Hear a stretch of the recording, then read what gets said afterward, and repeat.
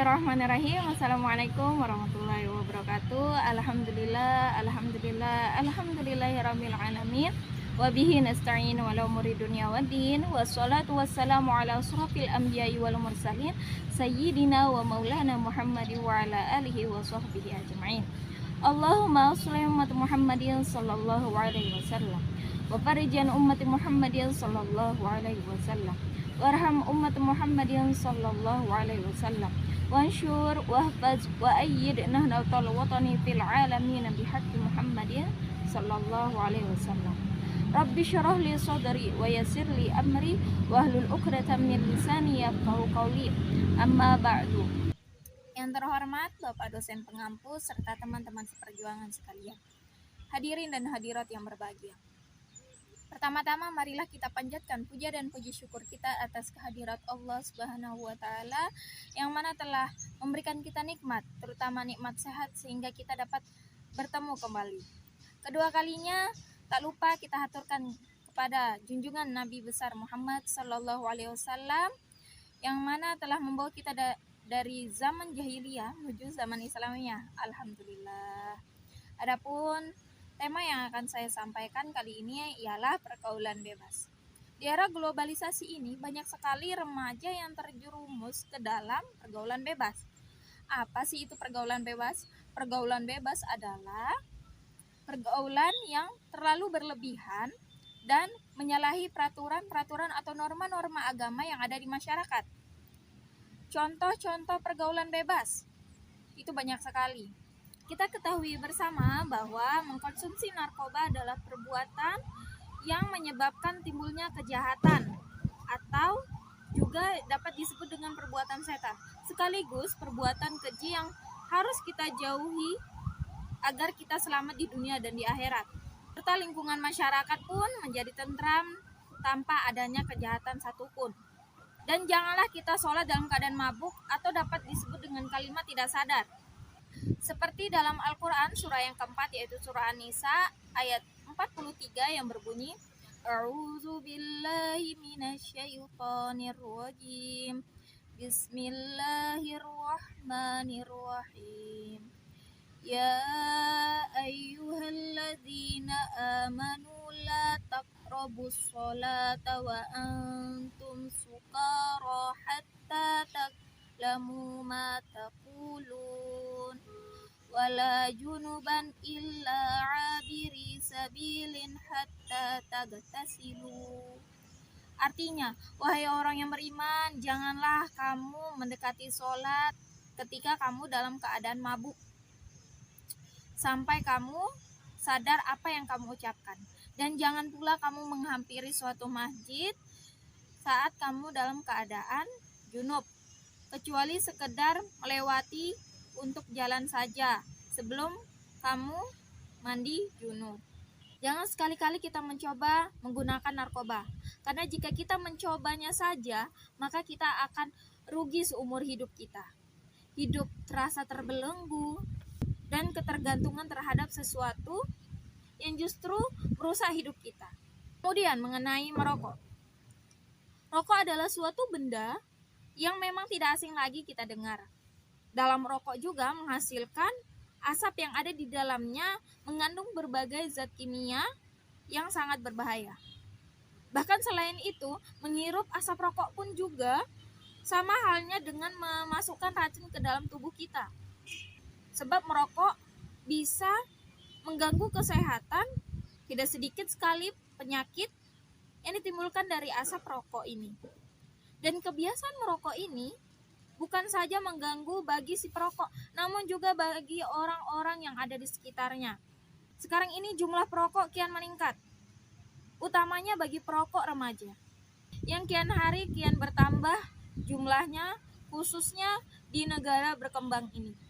Hal ini adalah tantangan berat untuk upaya peningkatan serta derajat kesehatan masyarakat. Di dalam asap rokok ini memang banyak sekali adanya zat-zat kimia yang sangat berbahaya.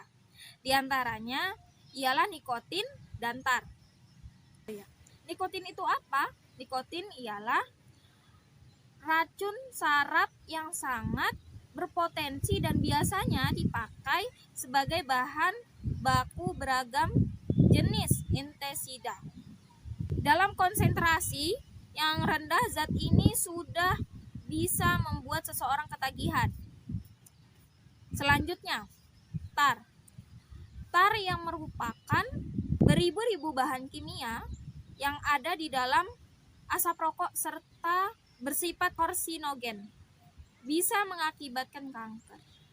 Di saat rokok ini dihisap, tar akan masuk dengan mudah ke dalam rongga mulut sebagai uap, dan setelah dingin, uap tadi akan menjadi padat dan juga mengendap berwarna coklat di permukaan gigi. Selain nikotin dan tar, di dalam rokok ini masih mengandung banyak zat-zat kimia yang berbahaya. Sedikit sekali peneliti yang membuktikan menghirup asap rokok bisa meningkatkan resiko munculnya penyakit. Misalnya nih, seperti kanker, impotensi, serangan jantung, serta gangguan kehamilan dan juga janin. Dan uraian tersebut pastinya kita telah mengetahui betapa bahaya rokok tersebut. Hadirin dan hadirat yang berbahagia, itulah beberapa penjelasan dari faktor-faktor penyebab dari pergaulan bebas yang bisa terjadi karena pengaruh dari teman yang kurang baik, kurangnya kesadaran anak akan timbulnya dari pergaulan bebas, kurangnya perhatian orang tua, sehingga anak akan mencari perhatian di luar lingkungan keluarga dengan cara yang kurang baik. Aturan dari orang tua yang terlalu mengekang anak, dan kurangnya pendidikan agama yang ditanamkan oleh orang tua kepada anak. Akibat dari faktor-faktor tersebut, anak akan mencari kebebasan di lingkungan rumah yang mungkin akan merugikan anak itu sendiri. Seperti sekolahnya menjadi terbengkalai, sering bolos saat jam pelajaran, dan masa depannya akan menjadi suram.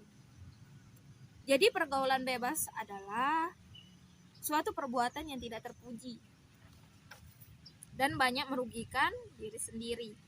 Saya juga akan membahas pergaulan bebas yang menyangkut dengan pengaruh internet terhadap remaja, yang mana hal ini tentang pergaulan bebas anak.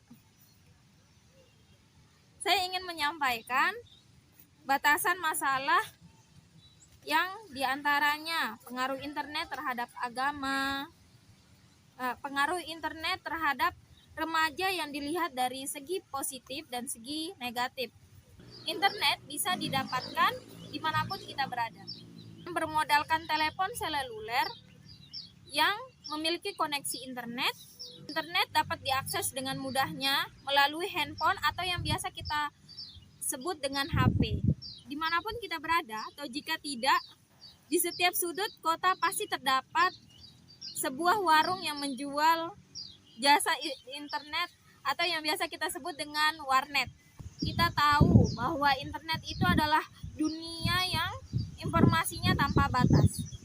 Dengan adanya internet, akses atau jalan terhadap penyampaian informasi-informasi yang ada di dunia ini dapat diambil dengan mudahnya, seraya membalikkan tangan atau mengejapkan mata.